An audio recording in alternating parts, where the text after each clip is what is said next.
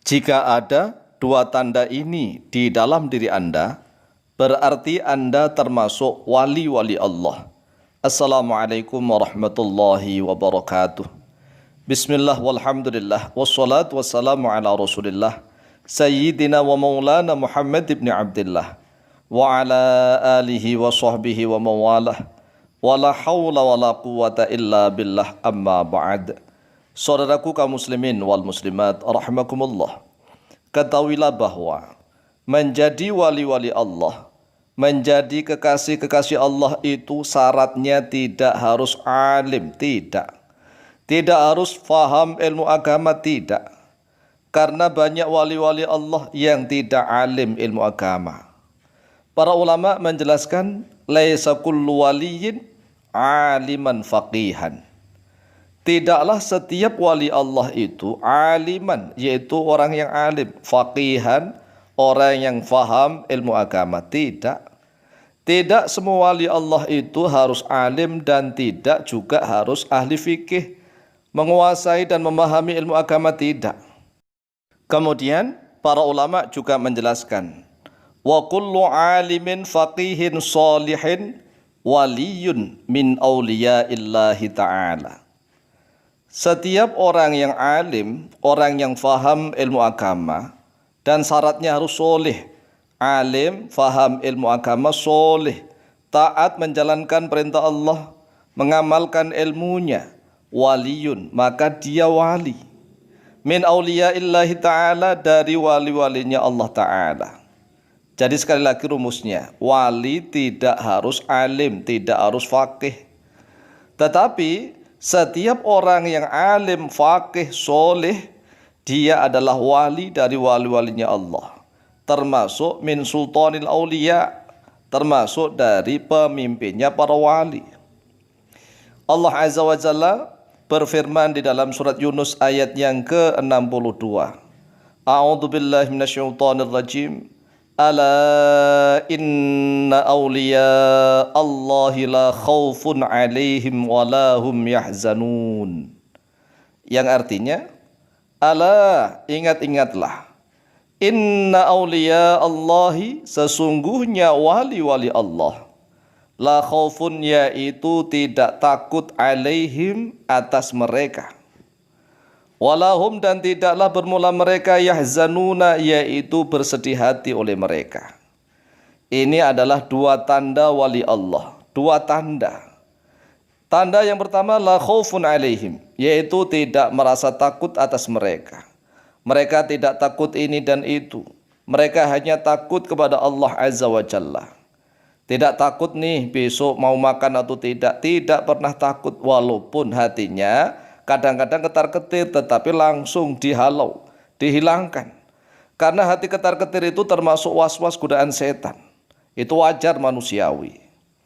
Walahum yahzanun, dan tanda yang kedua, mereka itu tidak juga bersedih hati. Walaupun toh tidak memiliki apapun harta benda, tetapi hatinya tidak bersedih. Kehilangan apapun yang dicintainya, ia bersedih tapi tidak lama-lama. Wong Rasulullah juga pernah meneteskan air mata, tetapi tidak lama-lama.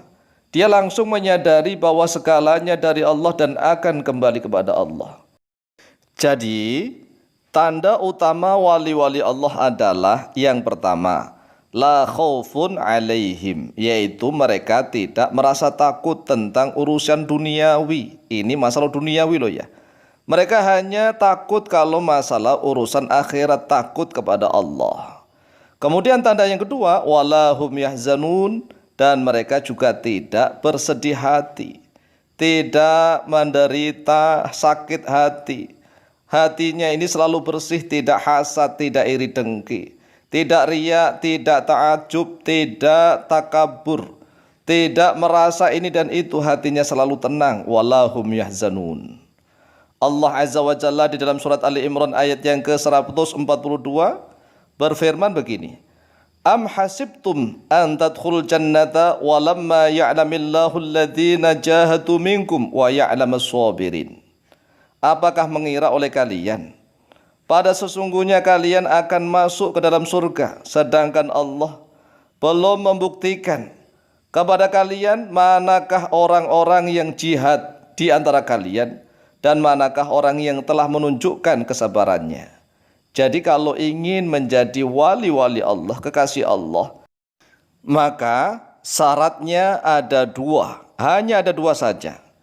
Yaitu yang pertama harus jahadu minkum, harus mujahadah, harus bersungguh-sungguh untuk memperjuangkan agama Allah Azza wa Jalla. Sudahkah kita mempelajari ilmunya Allah Al-Quran dan juga mempelajari ilmu-ilmunya Rasulullah Al-Hadis? Sudahkah kita mempelajari ilmu-ilmunya Allah dan ilmunya Rasulullah?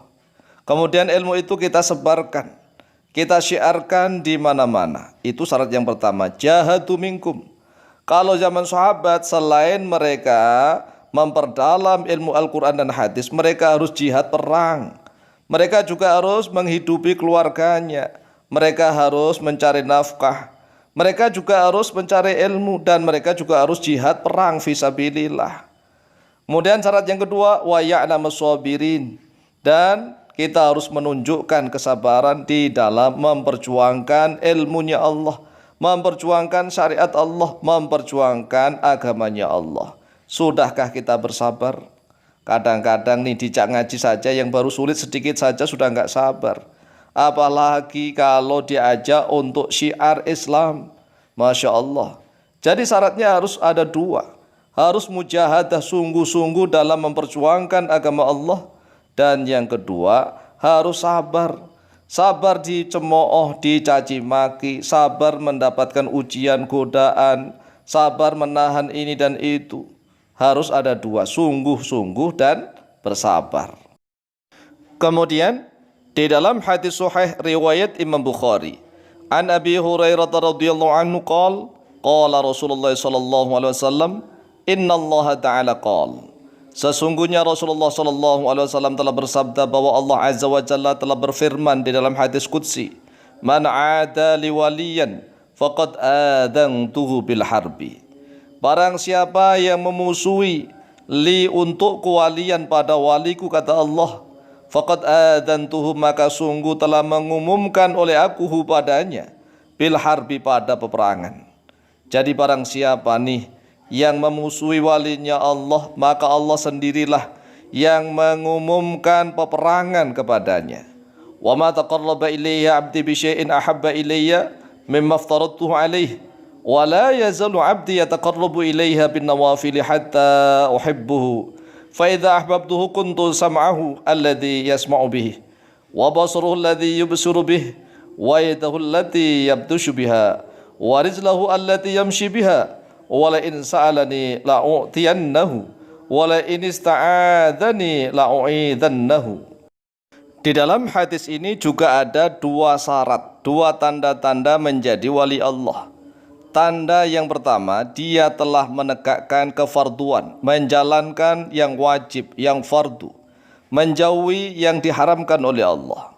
Kemudian tanda yang kedua, setelah itu dia memperbanyak amal ibadah yang sunnah-sunnah. Setelah dia mempertahankan dan mengistiqomahkan yang wajib, kemudian memperbanyak amal ibadah sunnah. Jangan dibalik, mengejar yang sunnah tetapi melupakan yang wajib. Contohnya apa? Mencari ilmu itu kan wajib, tetapi banyak ditinggalkan. Mengejar yang sunnah ini terbalik, akan sulit menjadi wali-wali Allah. Oleh sebab itu utamakan yang fardu terlebih dahulu, kemudian baru menjalankan yang sunnah. Insya Allah akan menjadi wali-wali Allah, kekasihnya Allah Azza wa Jalla. Demikian, wallahu ta'ala a'lamu biswab.